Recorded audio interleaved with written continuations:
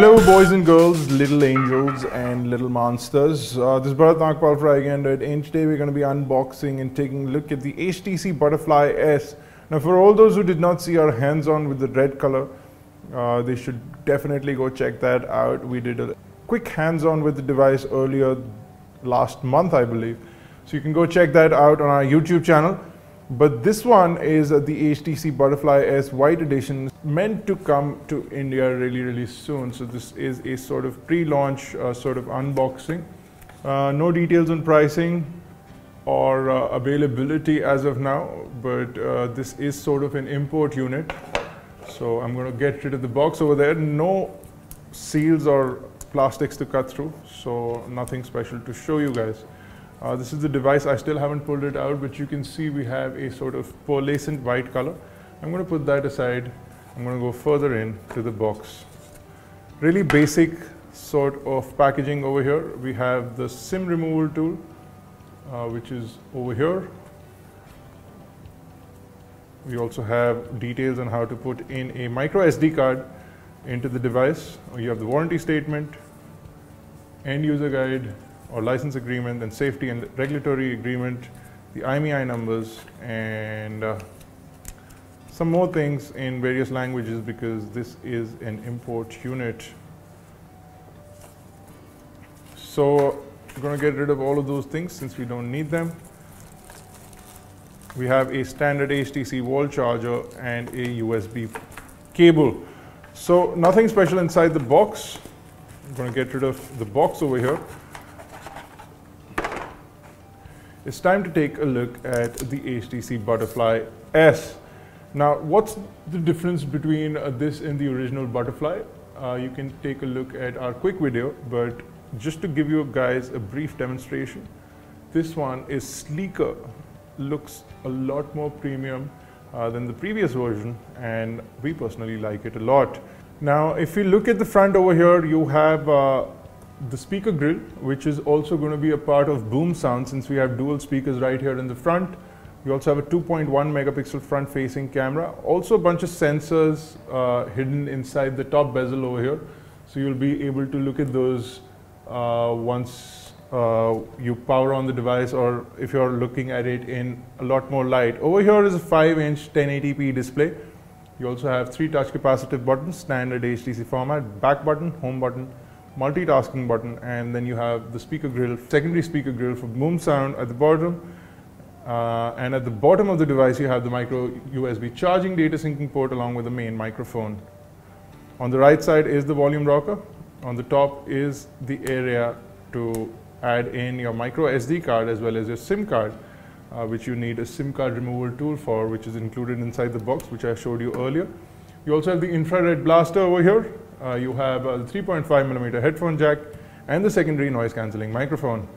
On the left, absolutely nothing, clean as a whistle. You still have this grill sort of layout that we saw in the original Butterfly on both sides, so gives it a nice premium look. On the back, you can see this nice new metallic pearlescent white color.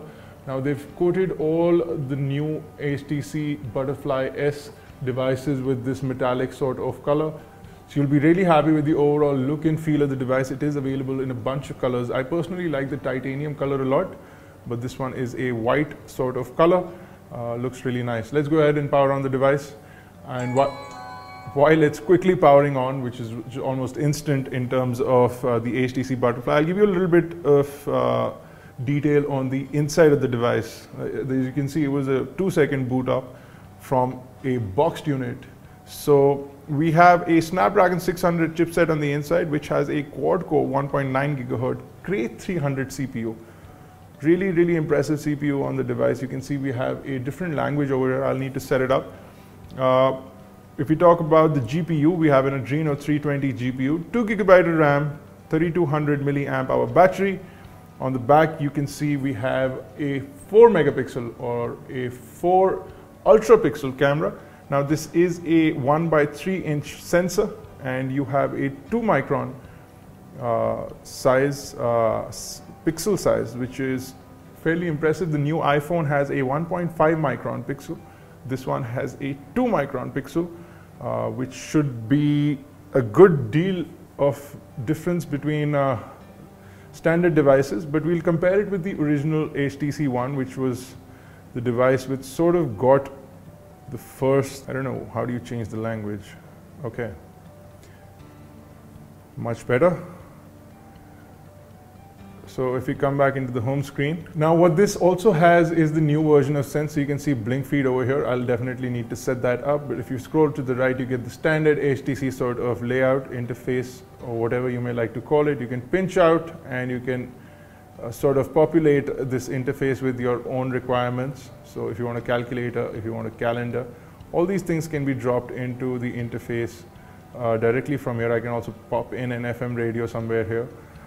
So all these things can be added in directly over into the main screen, but the blink feed interface remains. You can see how smooth the animations are. That's thanks to the new Snapdragon chipset, which is really impressive. The screen looks really nice. You can see the levels of black are really deep, and the overall viewing angles also seem pretty impressive on this device. So what I'm going to do is I'm going to quickly connect to Wi-Fi. You can also see that we have a Android 4.2 at least over here. So let me see what version of Android we're running. If we go into About Device, we go into Software Information, we're running 4.2.2. I don't know if you can do that in HTC devices. You can't really tap in to go into the Google information. Anyway, so you're running Android 4.2.2. Hopefully we get a quick update, or hopefully the update's already out. So once I do connect to Wi-Fi, I'll have a lot more information. So let me quickly do that. So hopefully it's going to update the blink feed with some relevant information from around where we are, which is India right now. So absolutely nothing except a video on how to stream content. You can set up content from categories. It's updating that right now. So I can just go into trending topics, automobile. So now it gives you an update, and it'll update blink feed to give you all those information, all those things that are trending right here. You can see how smooth the interface is. Almost seems to be better than the HTC One, if you ask me honestly. Let's go into the browser over here.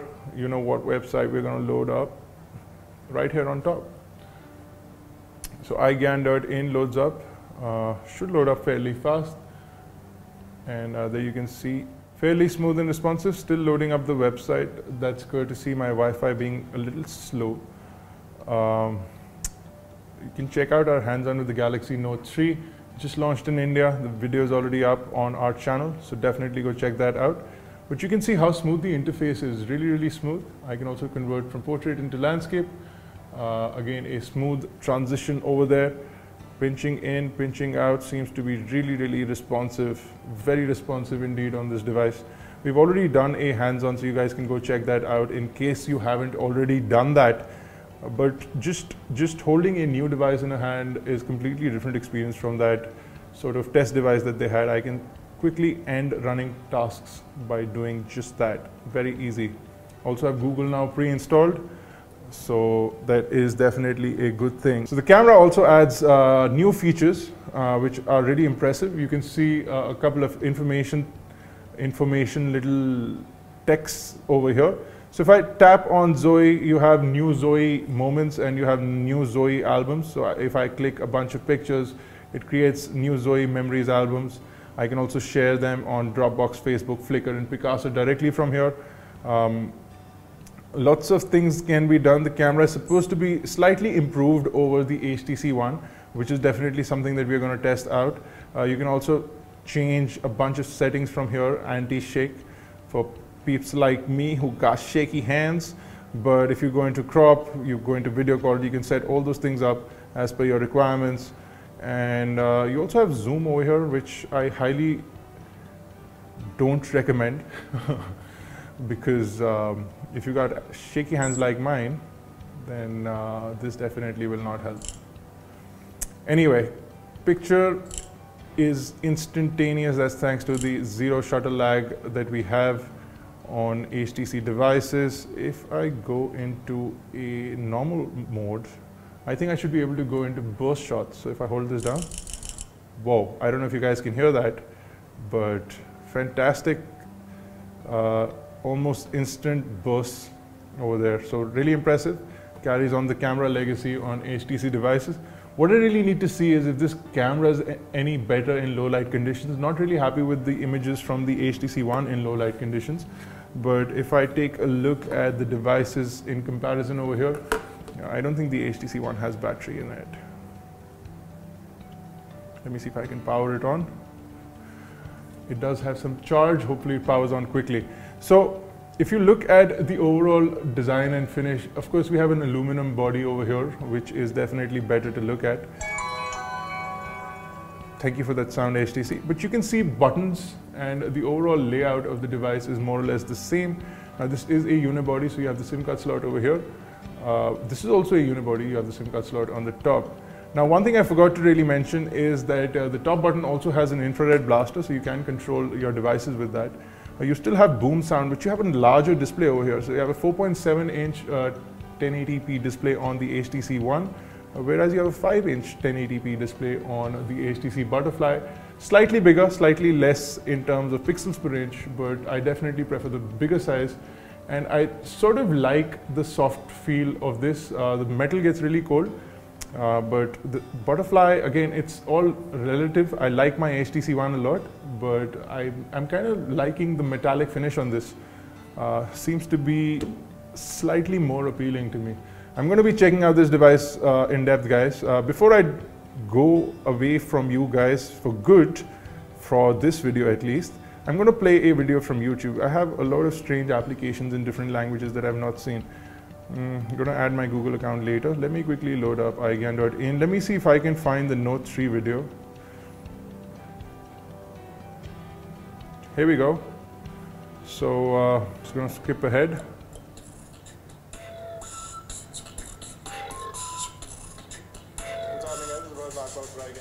Samsung just announced the Galaxy Note 3 for the Indian market. Now this has been launched at a price of 49,900 rupees, and the Galaxy Gear, which is in my hand, which has been launched at a price of 22,990 rupees. So I don't know, guys, if my microphone actually caught that, but the speakers seem to be really nice, viewing angle seems to be good, the full HD display seems to be working really well.